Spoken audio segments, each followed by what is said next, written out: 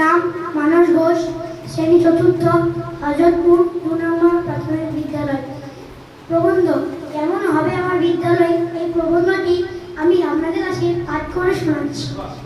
ভূমিকা: বিদ্যালয় শুধু পড়ার জায়গা নয়, শ্রেণী জায়গা নয়, এটি আমাদের বিদ্যালয়ের স্বপ্ন দেখায়, ভালো মানুষ হতে শেখায়।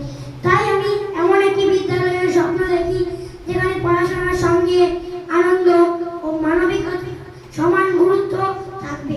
বিদ্যালয় হলো আমাদের দ্বিতীয় ঘর, জ্ঞান অর্জনের মন্দির। আমার স্বপ্নের বিদ্যালয় হবে কোলাহল মুক্ত, সবুজ গাছপালায় ঘেরা, যেখানে প্রবেশ করলে মন জুড়িয়ে যায়, পড়াশোনার প্রতি আগ্রহ জাগে। পরিবেশ ও পরিকাঠামো: আমাদের বিদ্যালয় প্রাঙ্গণ হবে পরিষ্কার পরিচ্ছন্ন এবং শ্রেণীকক্ষ হবে আলো বাতাস পূর্ণ। সেখানে থাকবে আধুনিক ডিজিটাল শিক্ষা ব্যবস্থা, বই পড়ার জন্য সমৃদ্ধ গ্রন্থাগার, বিজ্ঞান, কম্পিউটার ও আলাদা কক্ষ। ব্ল্যাকবোর্ডের পাশাপাশি থাকবে প্রজেক্টর, যার মাধ্যমে পড়াশোনা করতে সুবিধা হবে।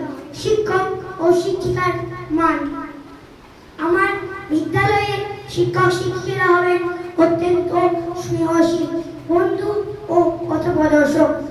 কোনো ছাত্র পড়াশোনায় পিছিয়ে পড়লে তাকে বকাঝকা না করে ভালোবাসা দিয়ে বুঝিয়ে বলবেন।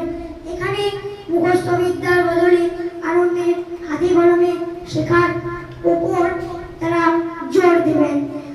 খেলাধুলা ও অন্যান্য কার্যকলাপ: পড়ালেখার পাশাপাশি খেলাধুলার জন্য একটা বড় খেলার মাঠ থাকবে।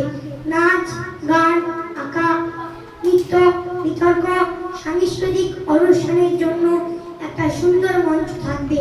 এতে প্রত্যেক ছাত্রছাত্রী নিজের প্রতিভা প্রকাশ করতে পারবে। উপসংহার: বিদ্যালয় আমাদের মায়ের মতো।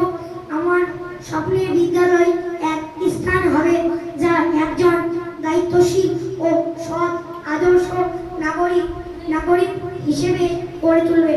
নমস্কার।